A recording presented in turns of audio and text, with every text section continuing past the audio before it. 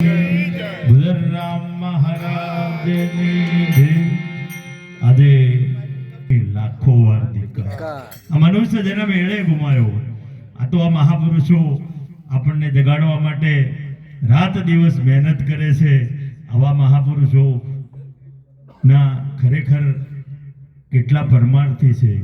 આ જીવને જગાડવો છે, પણ આ જીવ એટલો અભાગી છે કે એના ભક્તિમાં ભાવ થતો, જેના ભક્તિમાં ભાવ નથી એ જ અભાગી।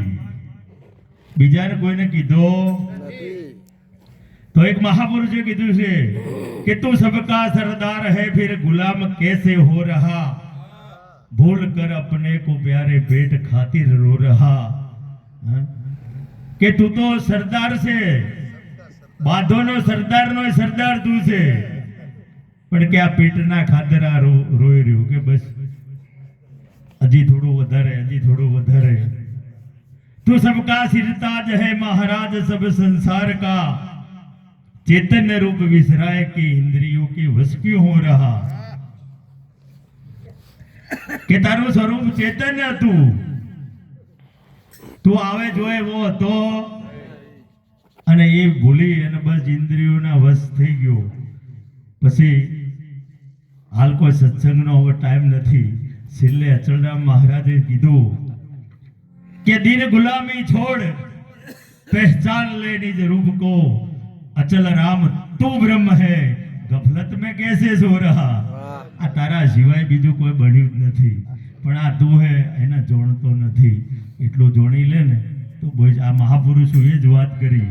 કોઈને નામની વાત કરી, કોઈને પદની વાત કરી, કોઈને વચનની વાત કરી, પણ આ તો આપણા નિરોધ મહારાજે એક વાત કરી છે કે પતિવ્રતા હોય કોઈ દાડો પતિનું નામ ન લે, પણ હવે તો બધી લેવા માંડી છે।